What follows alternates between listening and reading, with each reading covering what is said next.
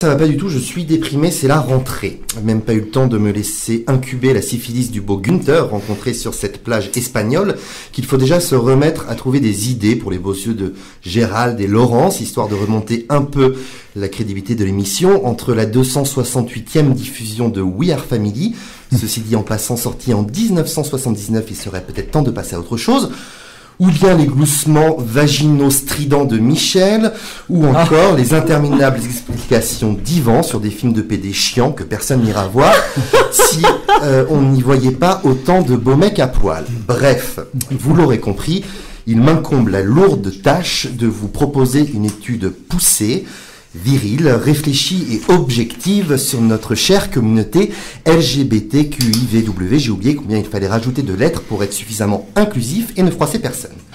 J'étais donc au Magic Pink, dans une petite île de Koh Samui, en Thaïlande, en train de dilapider mon pouvoir d'achat d'occidental privilégié dans un 14e mojito.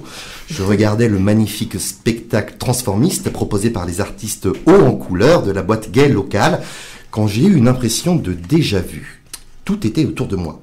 Le travelot dépressif en train de nous faire son interprétation de All by Myself, la gloire déchue de 40 ans passés avec son débardeur ES, bien trop moulant quand on frise l'obésité morbide, le jeune naïf mais appétant que j'ai passé tant d'années à essayer de draguer en vain, et même le brun mystérieux qui pourrait être tellement sexy s'il ne se mettait pas à hurler comme une pucelle à sa nuit de noces sur les premiers accords de Bad Romance. Bref, au milieu de cette foule polyglotte, à plusieurs milliers de kilomètres de chez moi, j'étais en terrain totalement familier. J'étais chez les PD, j'étais chez moi. Comment était-ce possible que, si loin, chaque détail était pourtant identique en tout point à mes soirées de perdition à l'UC ? Les questions m'envahissaient, la tête me tournait, je ne marchais plus bien droit devant cette révélation mystique qui s'imposait à moi tel le Eureka d'Archimède. J'étais peut-être sur la piste du mystère de l'homosexualité et je devais absolument creuser. 2-3 mojitos, une danse aussi peu contrôlée que pathétique sur le podium crasseux du Magic Pink, une pelle goulue avec le beau, je ne me rappelle plus son prénom mais ça m'a coûté ma carte bleue, un petit vomito dans les toilettes et une bonne nuit de sommeil pour qu'enfin je reprenne mes questionnements. Parce que la vraie question n'est pas de savoir si Chantal Lanuit a révolutionné la nuit gay internationale en mélangeant quelques travelots, 2-3 bobos, des Jim Queen et de la musique de beach, mais bien de trouver un moyen de guérir le monde de l'hétérosexualité qui nous impose de casser toute une ville pour fêter une coupe du monde ou de porter des chaussettes avec des tongs. En bref, en essayant de comprendre ce qui faisait que les PD étaient les mêmes à Koh Samui, Lyon, Paris, New York, Berlin, Londres ou Clermont-Ferrand, je pourrais comprendre ce qui fait qu'on est PD et ainsi sauver le monde du mauvais goût, de la beaufétude, des guerres, des cunilingus hétérosexuels et autres pratiques dégoûtantes. Pour résoudre le problème, il y a la question de l'inné et de l'acquis. Bah oui, il faut comprendre si la similitude PD que l'on observe à l'international est de base dans les gènes purs du gay ou s'ils sont transmis par ses pairs. Commençons par les manières. Bon, c'est vrai qu'un gay danse comme un gay. Moi le premier, vous me mettez toxique de Britney Spears et impossible de m'empêcher de me frotter frénétiquement contre tout ce qui se passe devant moi.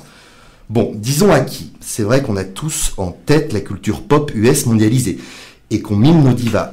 Mais le gamin un peu trop efféminé qui se fait tabasser à la récré, plutôt inné, je veux dire, il est né comme ça, un peu faux-folle, paix à son âme.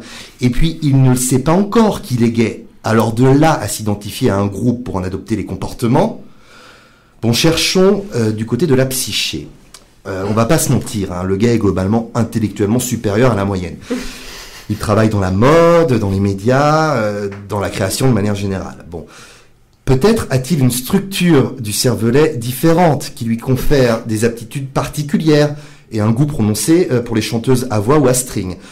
Pour le savoir, il faudrait que j'ouvre une tête de gay pour voir comment c'est fait dedans.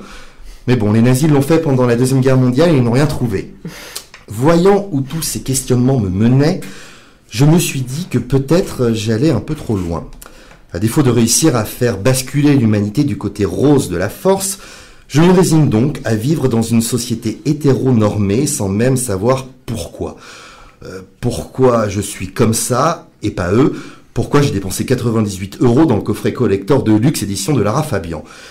Si comme moi la question du pourquoi parfois vous obsède, sachez que où que vous soyez, par-delà les océans, il y aura presque toujours un bar, un cabaret ou un lieu sordide où vous retrouverez nos frères de Poppers et ainsi constater que oui, nous sommes une famille et que par conséquent, vous pourrez gesticuler gaiement et librement au rythme de We Are Family.